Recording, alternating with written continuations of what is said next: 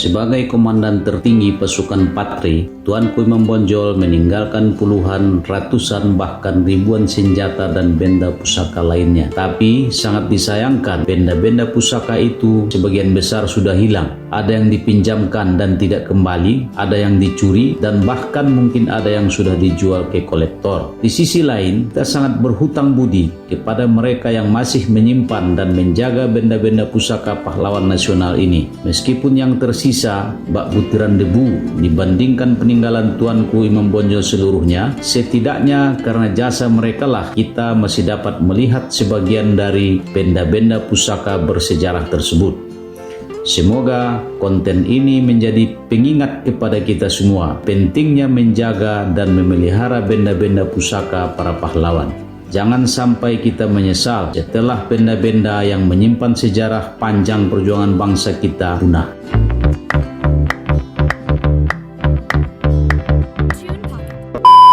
Bagaimana ceritanya barang pusaka itu ada di tangan Pak Edi? Ya.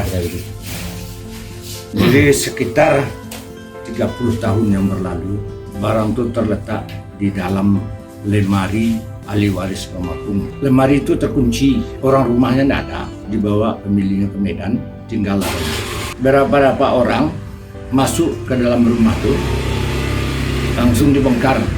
Jadi orang yang maksudnya orang yang tidak rumah, berkepentingan, ya? Bukan orang punya rumah. Bahasa adalah orang yang melapor, lemari pada peninggalan Tuanku Imam itu dibongkar. Kita datangi ke sana. Kita tengok hanya nggak seberapa tinggal lagi. Yang keris yang bisa hilang tuh sudah dibawa katanya ke Padang. Cerita orang ke orang. Jadi peninggalan yang ada itu, yang penting-penting kita selamatkan. Kebetulan ada peti besinya, panjangnya sekitar 40 cm, lebarnya 25, terkunci. Jadi setelah itu di dalam lemarinya ada baju. Yang pertama sekali kita jumpai di rumah itu baju rompinya. Warnanya Pak? Merah. Oh, rompi merah. Merah. Setelah itu baju hitam beludu. Setelah itu celana gelembong, celana besar itu satu.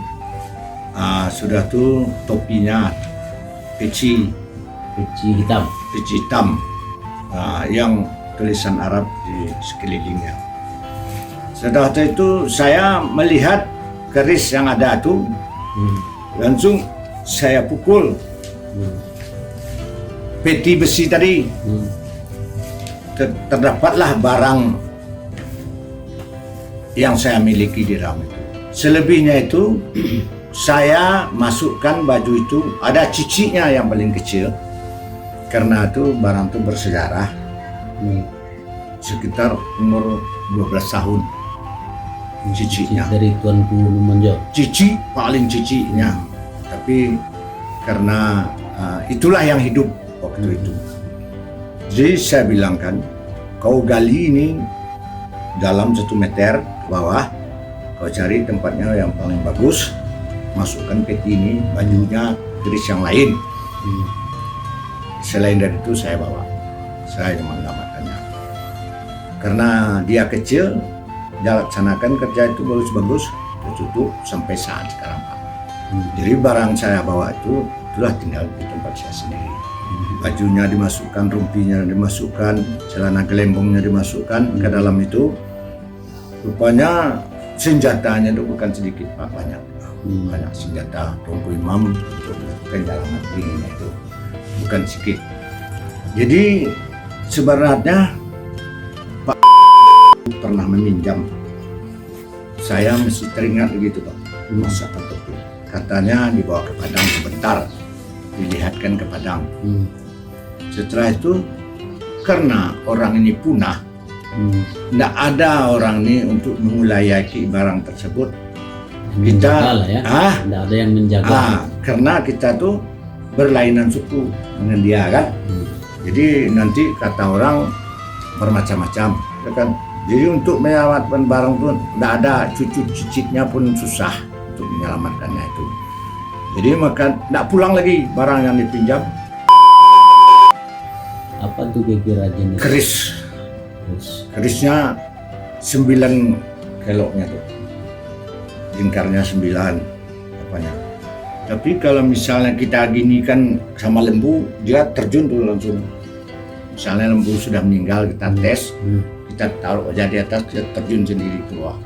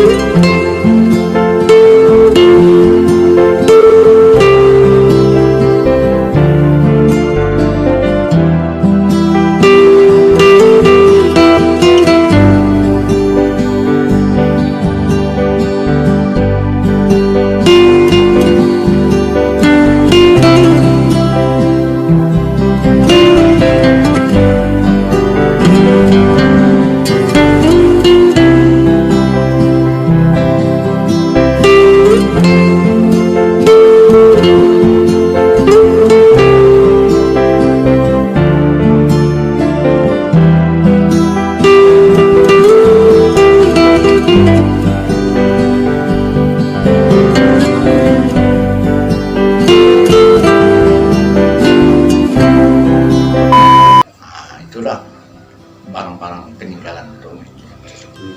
Jadi yang ada di Bapak, ada enggak peristiwa-peristiwa yang Bapak rasakan? Keras itu, misalnya? keras. Karena kerasnya gini. Kejadian-kejadian aneh misalnya kan? Dua kali sebulan dia tetap berbunyi, berbunyi barang itu. Ekor pari itu cuma itu senjata, cerita daripada orang yang pernah saya tanya di sini yang sudah meninggal, apa gunanya itu, saya bilang itu senjata dia. Itu bisa kalau dia berkehendak itu orang itu terbang aja tuh, terbang sendiri. Saya kalau dipegangnya tuh saya ikat, nanti pergi pula dia kan, kita ikat itu barang itu, kakak kuat nanti terbang tak pulang lagi, kita tidak tahu macam mana. Sudah tuh satu lagi sabahnya Pak. Nasabah ini, ya kan? Tasbih apa namanya? Tasbihnya itu hitam. Itu hitam macam candu, ya kan? Macam garu itu, wangi. Itu saya ambil. Setelah dari itu saya taruh di dalam gulungan saya tuh. Datang kawan saya dari Bukit Tinggi, katanya pinjam untuk mengobati orang, katanya. Jadi tasbih itu ya ajaib kali ya Pak. Kalau kita bawa zikir itu badan tuh tidak terasa apa-apa lagi Pak. Lenyap rasanya badan tuh.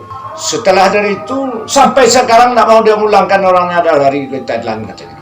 Saya datang udah 3 kali ke rumahnya, dia tidak di rumah katanya. Nah, itulah pengalaman yang saya dapatkan karena percaya sama orang ya.